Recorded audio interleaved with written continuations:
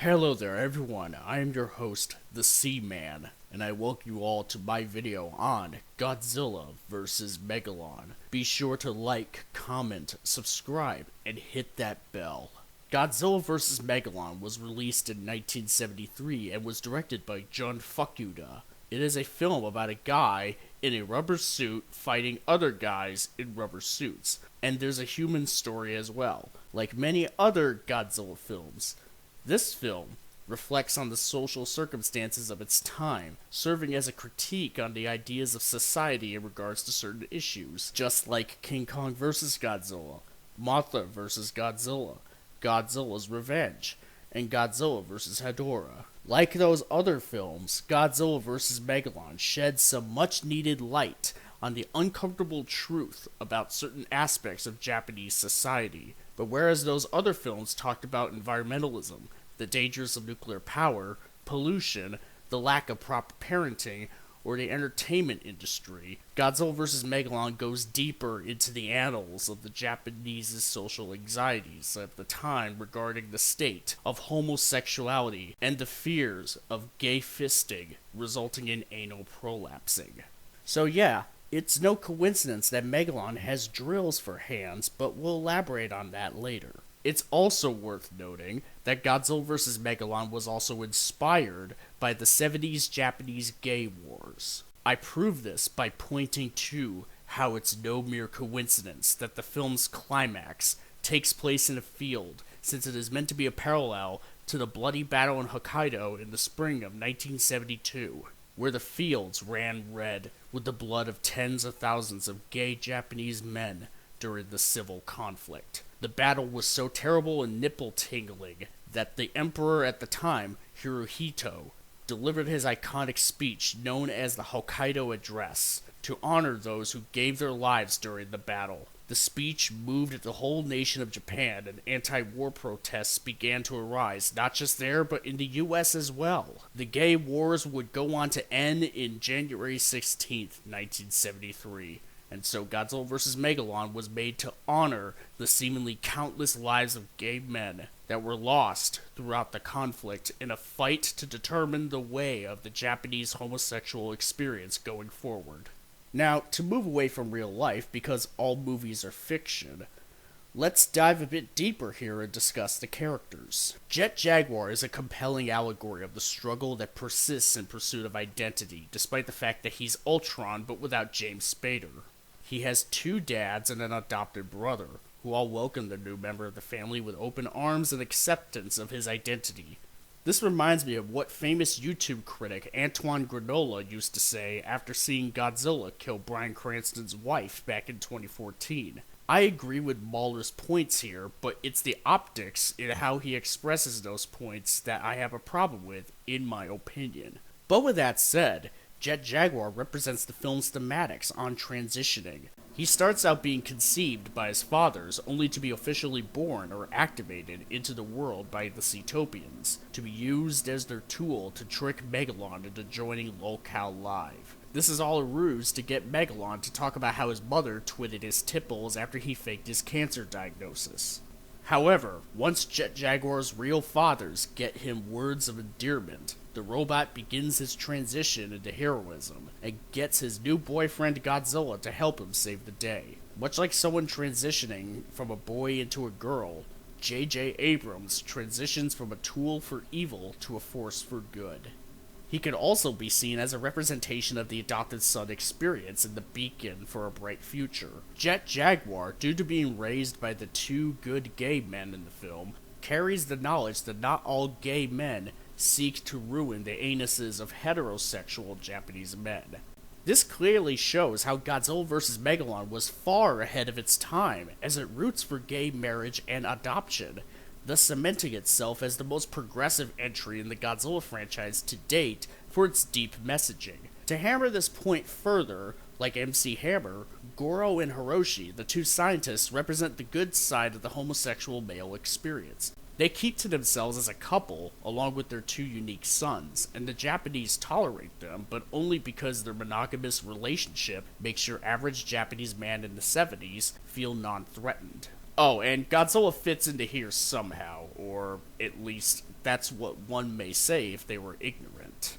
Godzilla represents Japan and its homophobia, seeking to eliminate the evil gays while at the same time going on a character arc where he realizes that not all gays are sex pests, as Jet Jaguar goes on to convince him by the end of the story, after many trials and tribulations.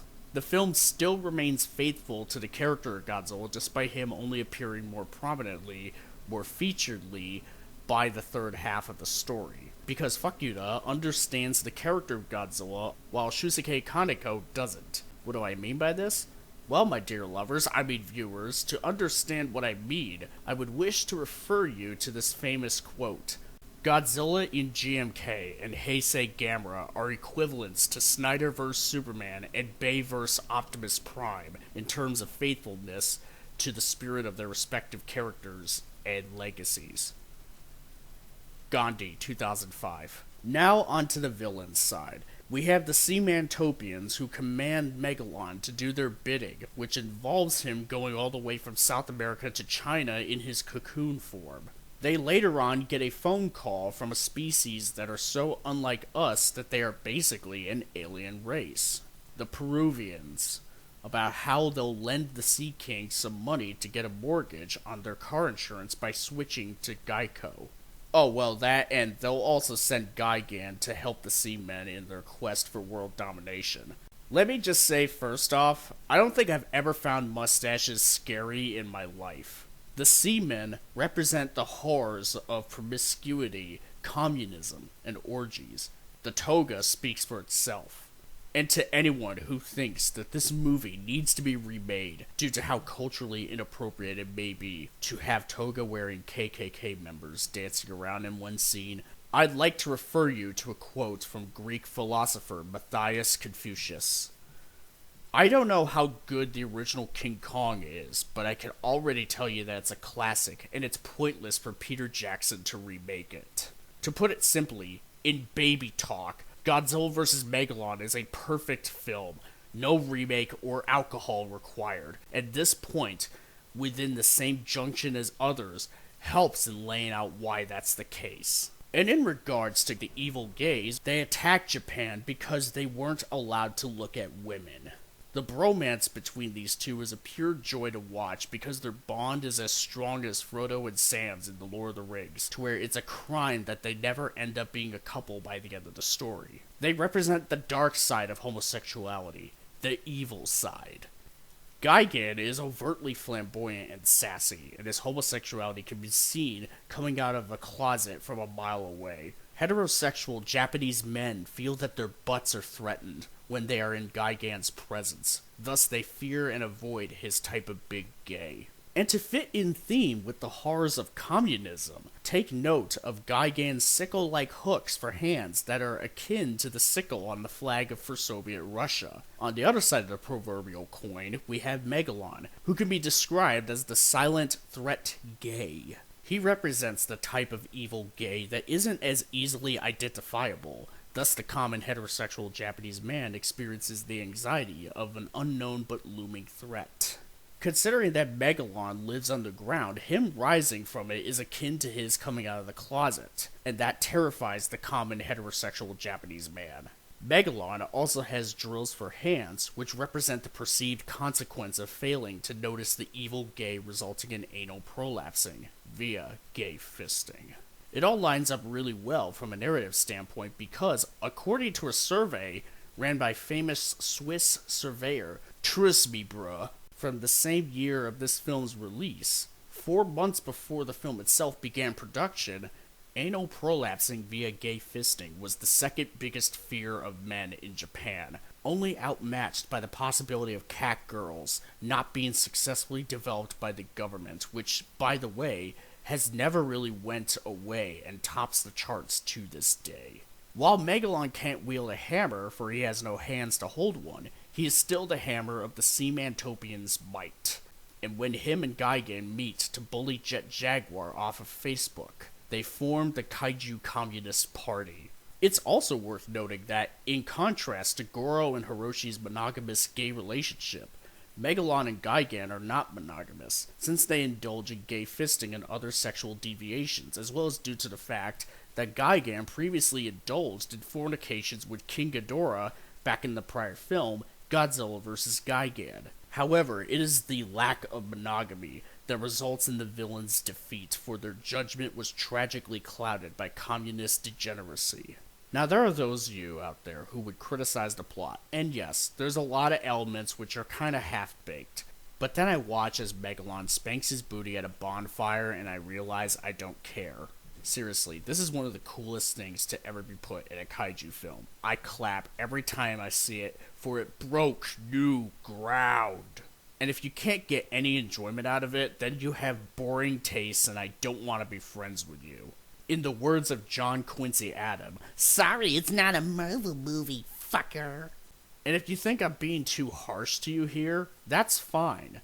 You have the right to like Pacific Rim Uprising. Everyone is entitled to their opinions, but that doesn't explain why old age and dementia should be enough to disqualify Joseph Bidworth from running for re-election as Prime Minister for the United Sovereignty of Ugandan China. So I recommend we all cut the malarkey and accept that Godzilla vs. Megalon is a film that transcends cinema, that transcends art itself, for illustrating an empowering message about the current state of identity politics back in 1973, and how mankind must be allowed to grow past their prejudices and do better, even if the film does in fact look like a bunch of people from 2005 pretending they're in 1973. And to make my point more clearer, in case there's any neo-fascistic, phobic racializers who believe that I am objectively wrong in their opinion, Godzilla vs. Megalon is a Moses story. Objective critics are lying to you, because in the end, everything is subjective, for the truth is what I make it. Objective critics can't see past their own biases and try to claim it as truth, using things called references to back up their claims. Timestamps for live streams are overrated because TLDW, people have to beg me for a response regardless of what they say on the contrary.